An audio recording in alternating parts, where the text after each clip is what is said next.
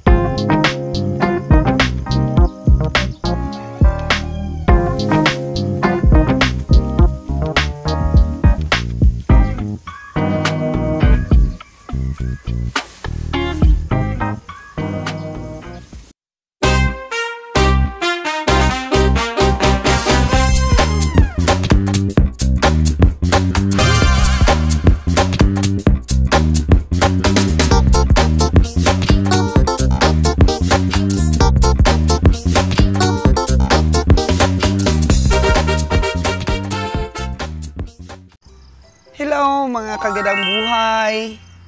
It's a morning, a very good morning. Kahit po nakawala yung aming dalawang baka kagabi. Oh, no! So, buong magdamag, wala pong tulog ang ating mga cowboys. Tayo po ay halos nagbantay sa baka. Isa lang po ang ating nadakip. At ang isa po ay paggala-gala pa dito sa field. Oh, no! Nakatulog ka ba, Lon? Tulog ka ba, so, nakatulog konti. Sabi ni Nalon. Oh. Sana, hindi naman ba delikado na mawala? Dito lang ikot-ikot. Dito lang. Oo. So, ikot-ikot lang po mga kagandang buhay. Sana nga po, ganon. Sana nga, dito pa rin ang ating baka. Eh, dapat po siguruduhin talaga yung pang-ilong na huwag matanggal ba yung pang-ilong. So, ito lahat ang mga baka natin na pangbiyahe. Lon, ang mga baka natin meron pa doon na pangbiyahe o dito lahat? Meron pa doon? Meron pa doon sa likod ng kubo natin. Kasi sa harap ng bahay natin ito, mga kagandang buhay at napakabait po ng may-ari ng lupa na to at pinayagan tayong makapaglagay ng ating mga baka dito. Dahil oo nga naman, pagka nalagyan ng baka yung lupa niya, tataba. Kasi nga yung mga tain ng yung mga dumi ng mga baka. Wow! So, struggle dito sa negosyong ito, mga kagandang buhay. Lagi pong walang tulog. Aww. Mula sa pamimili hanggang sa pag-alaga po ng mga baka, wala pa rin pong tulog. Tingnan natin sila habang nagpapakain po. At hintay lang tayo ng mga expert. Si Bonnie, si Bonnie Boy. Tayo natin yung mga expert para po matulungan tayo para matalian natin ulit yung nakawalang isa pa.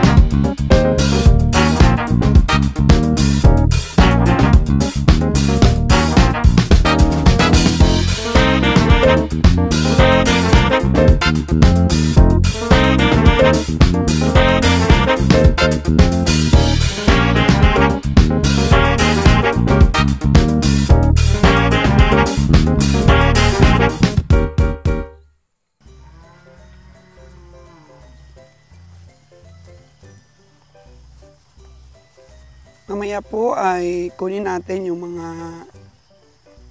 5 baka ni Kabiyang Winnie sa lugar niya at 3 kalabaw.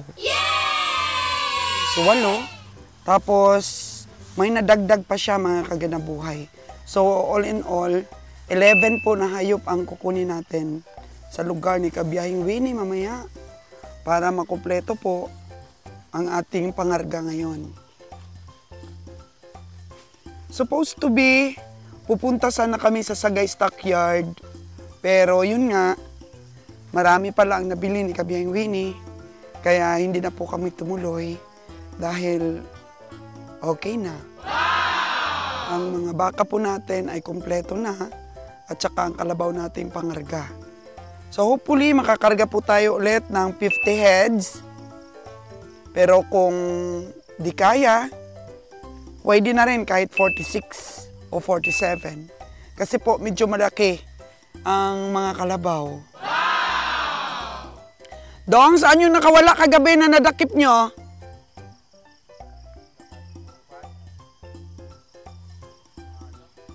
Oh. Pero yun ang hindi pa nadakip? Oh, so dapat bigyan yung pagkain. Lagyan mo banyera para ano ba? Uminom ng tubig, lagyan mo feeds. So, nakatulog sila ng konti. Kasi alam nila hindi naman po lumalayo ang baka. Dito lang naman po libot-libot sa mga kasamahan niya. Pero nadakip naman nila yung isa kagabi.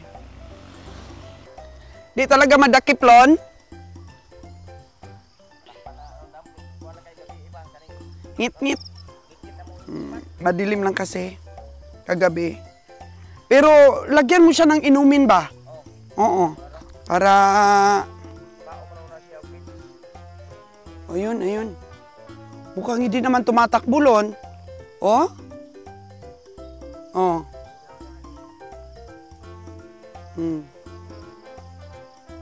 Yan. Pero mamaya yan, Lon, pag uminom ng tubig, talagang lalapit yan. O lumapit siya sa pagkain, oh. Wow! Oh. Pero lumayo ulit. Dong, sa banyera na lang, Dong, para makainom ba?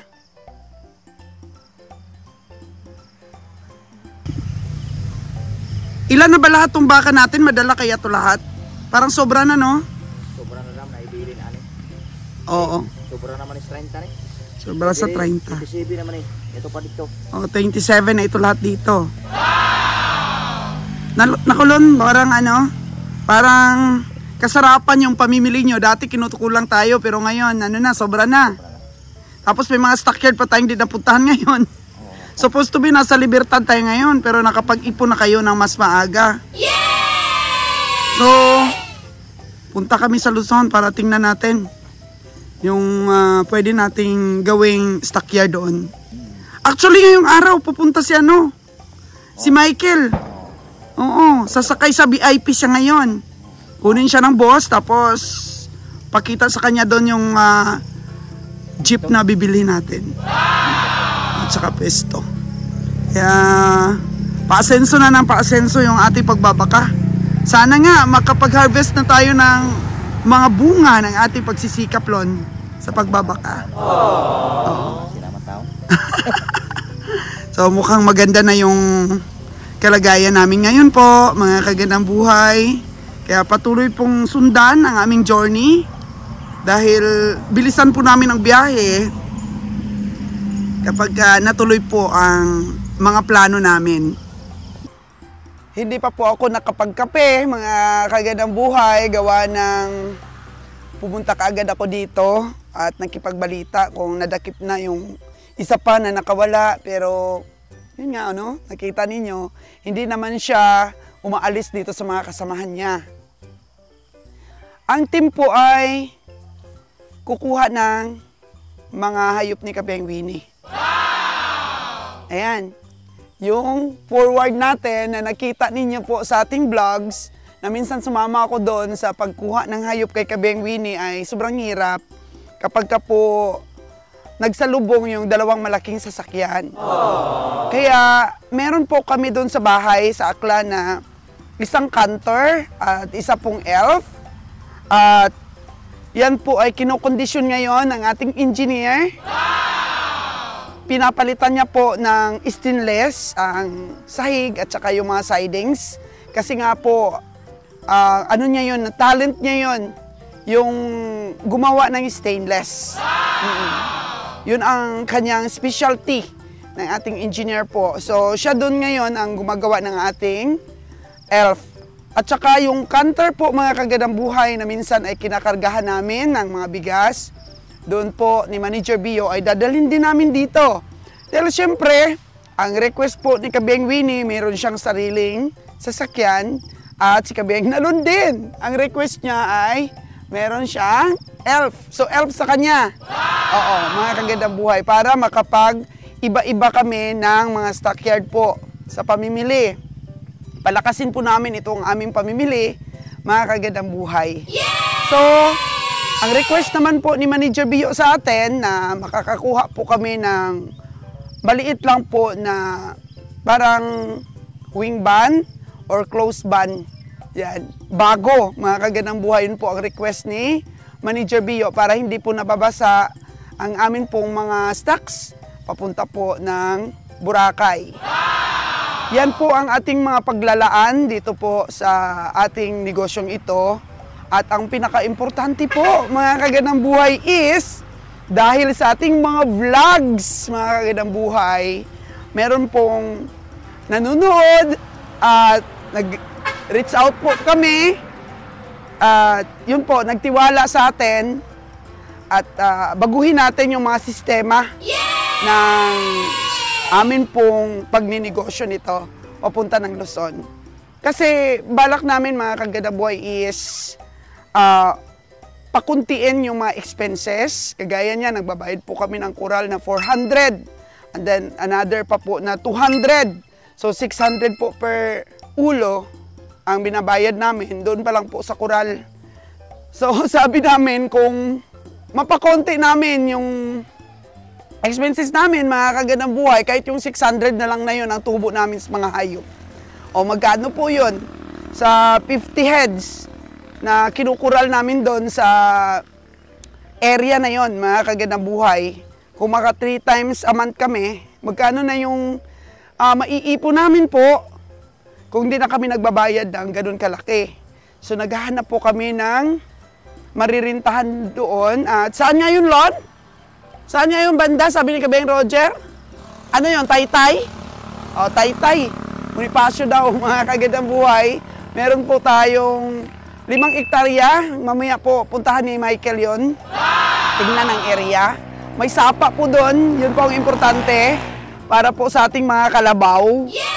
Para po makapagligo sila at pwede kami mag-stock. Mga kagandang buhay.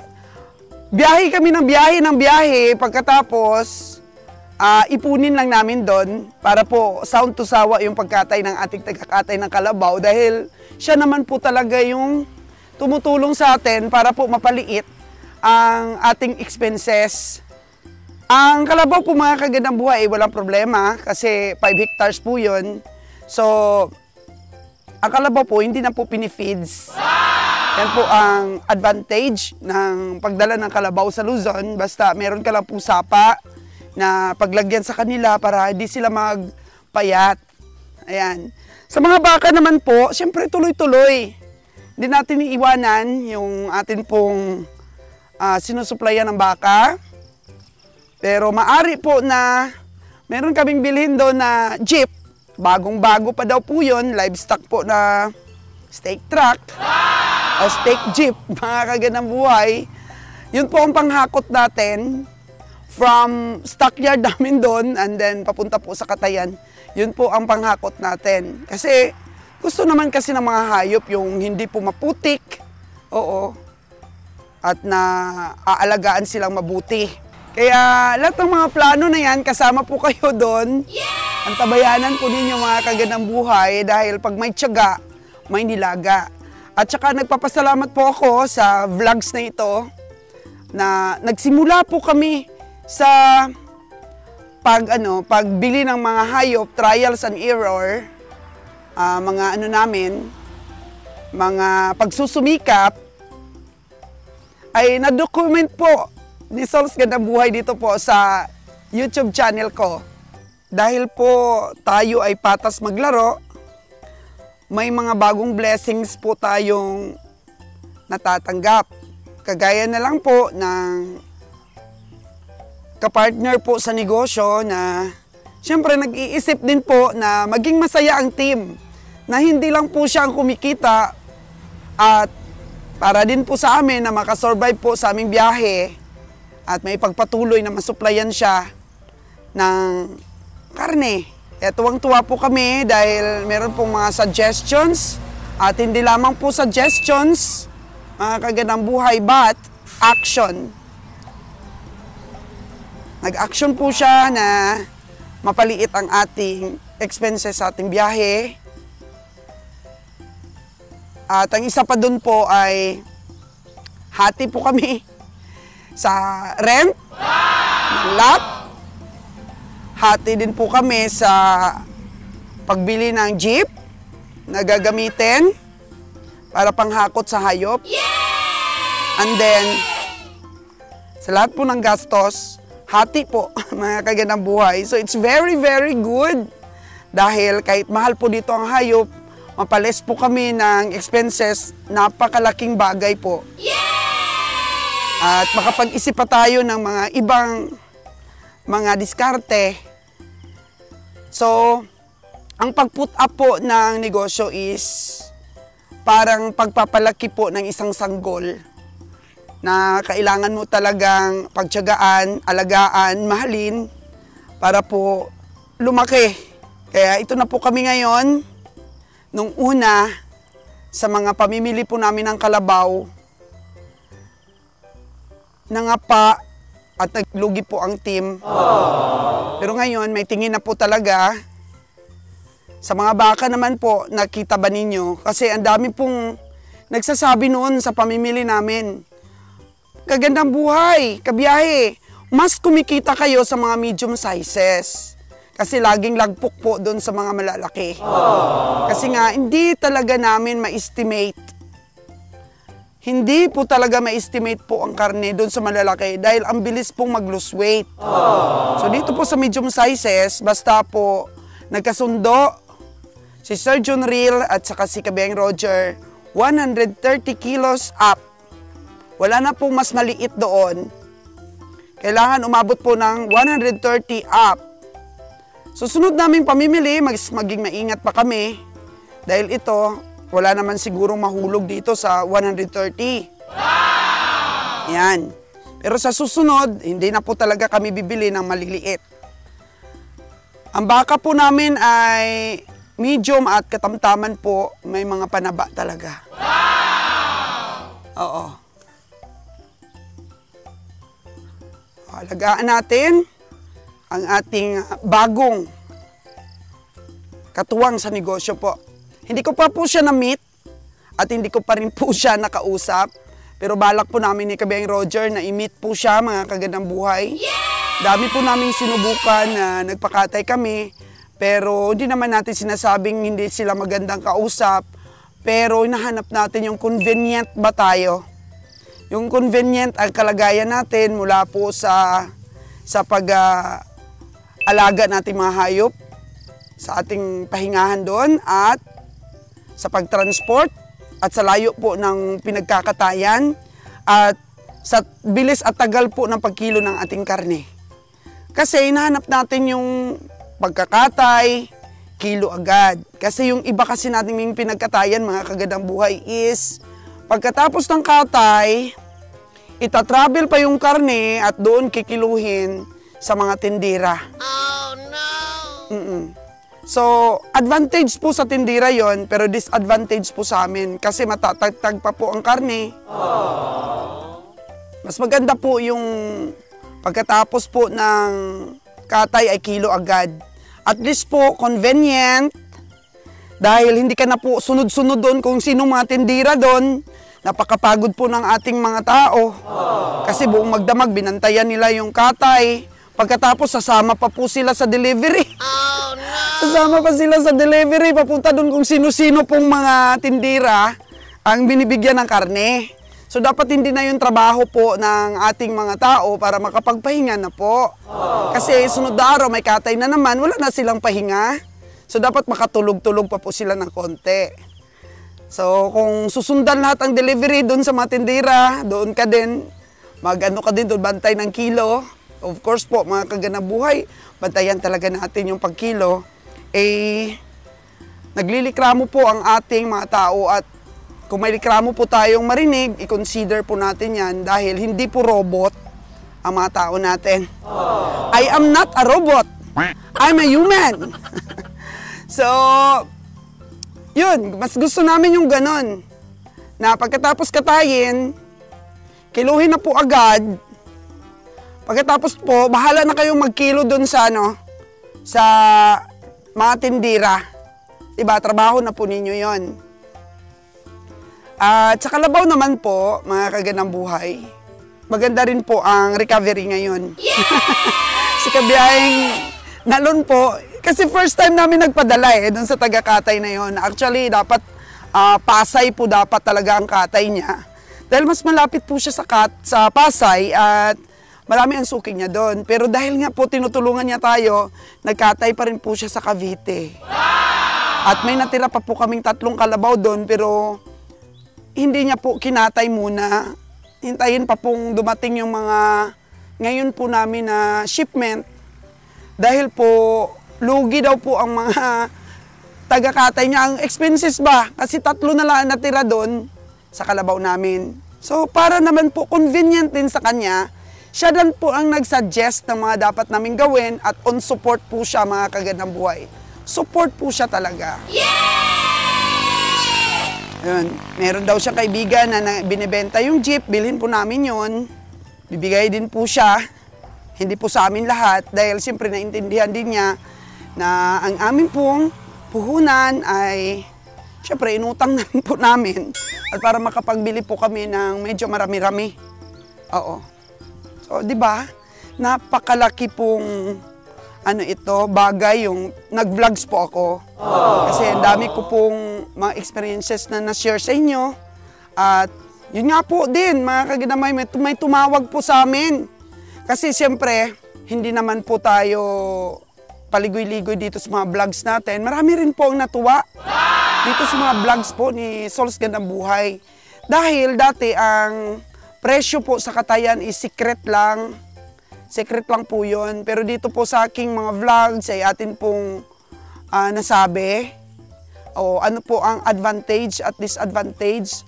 So sinabihan po ako ng iba na bakit ko daw binobroadcast yung kuha sa amin sa karne. Malalaman daw po ng mga ahente at marunong daw po sila mag-compute at mamahal daw po ang hayop. Oh, no! Ay, ganun ba? Ay kami nga hindi marunong mag-compute Kami nga, sablay pa rin Kami na nga po yung komprador, sumasablay pa po kami sa computations. So, wala naman pong wala pong diferensya sa amin yan, kahit alam ng mga ahente ang mga presyo ng kuha sa amin sa karne. Kasi tumatawad po kami at aming presyo po ang masusunod kung bibili namin ang hayop mo. Kung hindi mo naman patawaran, ay hindi namin bibili ng hayop mo. Pero pag tayo'y nagkasundo, of course, mabibili namin yung hayop mo. Diba? So, sa estimate pa rin po sa karne kami nagbe-base. Oo. Kasi, siyempre, kanya-kanya po tayong diskarte, ahinti man yan at komprador, kanya-kanya po tayong diskarte. Kung diskarte mo naman po na marunong kang bumilang kung ilang kilo yung abuti ng hayop mo, ay sigurado ka ba? Sigurado ka bang bilhin namin sa mahal na presyo?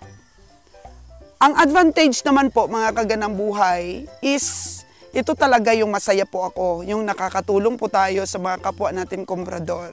So, meron pong tumawag sa atin or nag-reach out, po siya doon, nag-comment po siya sa ating vlog at sinabi ko po, yung presyo ng kuha sa kalabaw sa amin. So sabi niya, 260 pa lang daw ang kuha ng taga-katay niya. So sabi ko, nag-upisa rin po kami sa ganun, 260. Pero sadyang hindi po talaga umaabot dun sa price ng kalabaw at saka sa expenses.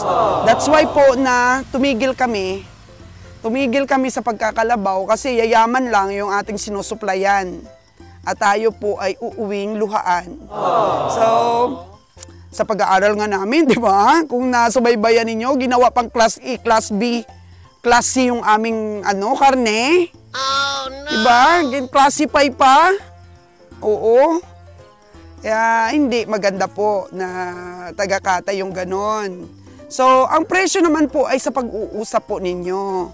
Kaya kami po, marami rin po ang gustong kumuha sa amin ng kalabaw. Ang una po kaagad na kinukonsider namin is magkano yung kuha mo. So, kung ganun kababa ang kuha niya, eh, siya na lang po ang bumili ng kalabaw dito po sa probinsya.